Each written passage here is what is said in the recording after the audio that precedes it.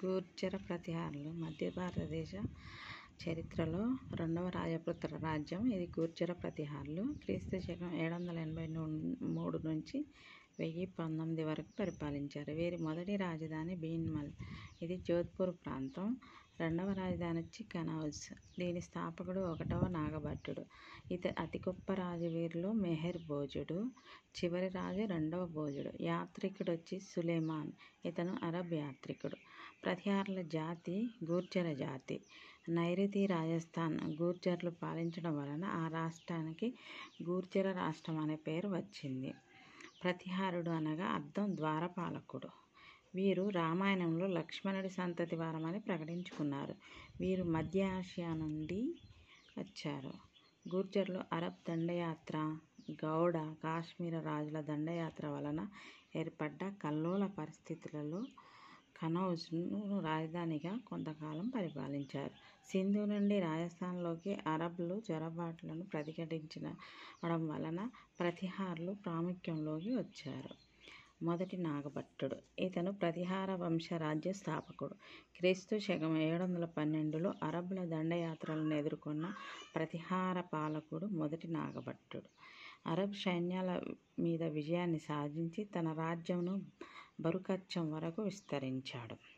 క్రీస్తు శకము 712లో మహమ్మద్ బిన్ కాసిం సింధు దండయాత్ర సమయంలో కనౌజ్ పాలకుడు మొదటి నాగభట్టుడు విజయాలను గురించి పేర్కొన్న శాసనం గ్వాలియర్ శాసనం. శాసనం మీన్స్ ఇన్స్క్రిప్షన్. వత్సరాజు, ఇతనికి సమకాలీన రాజులు అంటే సైమల్టేనియస్ ఉన్న కింగ్స్. రాష్ట్రకూట రాజు ద్రివుడు, పాలవంశరాజు ధర్మపాలుడు. ఇతని పాలనా కాలంలో ఉత్తరపదంలో అధికార స్థాపన కోసం కనౌజ్లో పాల, రాష్ట్రకూట, ప్రతిహార రాజుల మధ్య పోటీ ప్రారంభమైంది. ఇతని కాలంలో జరిగిన కనౌజ్ త్రిముఖ పోరాటంలో ధర్మపాలుడు వత్సరాజును ఓడించినది ధ్రువుడు, ధర్మపాలుని ఓడించినది వత్సరాజు.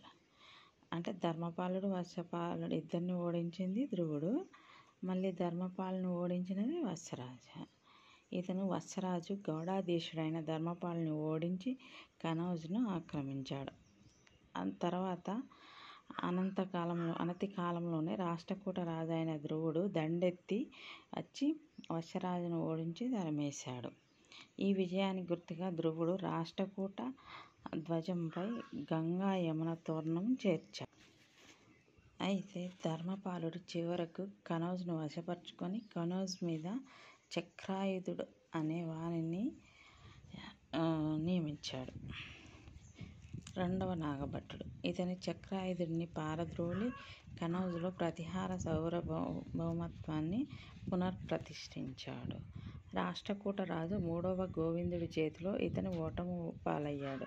ఎవరు? 2వ నాగభట్టుడు గోవిందుడి చేతిలో ఓటమి పాలయ్యాడు. గోవిందుడు ఎవరంటే రాష్ట్రకూట 3వ రాజు. నెక్స్ట్ వచ్చేసి గూర్జర ప్రతిహారులలో నెక్స్ట్ కింగే మిహిర్ భోజుడు. ఇతను క్రీస్తు శకం 836 నుంచి 885 వరకు పరిపాలించాడు. ప్రతిహార రాజులందరిలో గొప్పవాడు. ఇతని విజయాల గురించి ప్రస్తావించబడిన శాసనం గ్వాలియర్ శాసనం. ఇతను విష్ణు భక్తుడు. ఆదివరాహ అనే బిరుదును స్వీకరించాడు.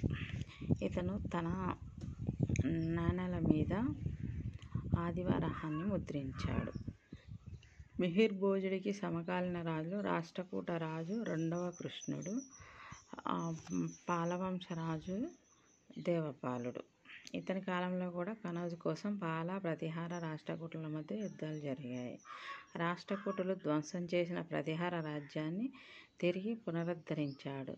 దీని కారణంగా ఇతనికి ప్రతిహార వంశానికి నిజమైన స్థాపకుడిగా ప్రసిద్ధి చెందాడు. ఇతను దేవపాలుని 2వ కృష్ణుని ఓడించి కనౌజ్ను స్వాధీనం చేసుకున్నాడు. ఇతని కాలంలో ప్రతిహార రాజ్యాన్ని సందర్శించినది సులేమాన్, అరబ్ యాత్రికుడు. ఈ రాజ్యంను సిరి సంపదలతో తులతూగుతుందని, ప్రజలకు దొంగల భయం లేదని సులేమాన్ తెలిపాడు. నెక్స్ట్ కింగ్ మొదటి మహేంద్రపాలుడు. ఇతడు మెహిర్ భోజ్ని కుమారుడు.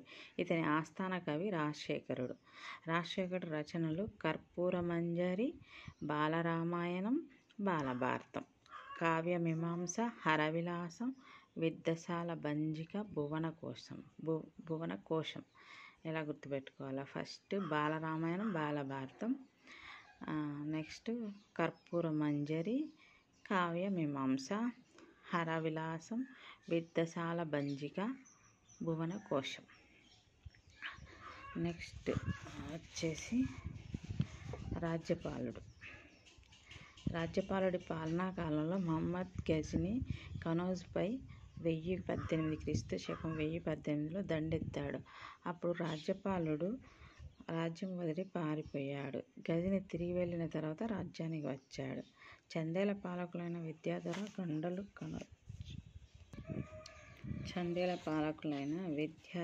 గండలు కనౌజ్కు వచ్చి రాజ్యపాలనను హత్య చేసి ఆయన కుమారుడైన యశ్పాలను రాజుగా నియమించారు. నెక్స్ట్ రెండవ భోజుడు. ఇతడి చివరి పాలకుడు. రాష్ట్రకూట రాజు 3వ ఇంద్రుడి చేతిలో ఓడించబడ్డాడు. గూర్జర ప్రతిహార శాసనాల ప్రకారం పన్నులు: ఉత్పత్తిలో బాగా, మార్పిడి పన్ను, కళాభిక్ష, సంతతి లేని పన్ను, అపుత్రకాదన, నిధులపై పన్ను, నిధి నిదానం. వీరి సామంతులు బలవంతులై స్వతంత్ర రాజ్యాలను స్థాపించారు. కనౌజ్ను గహద్వాలులు, మాల్వాను పరమార్లు, గుజరాత్ను సోలంకీలు, అజ్మీర్ను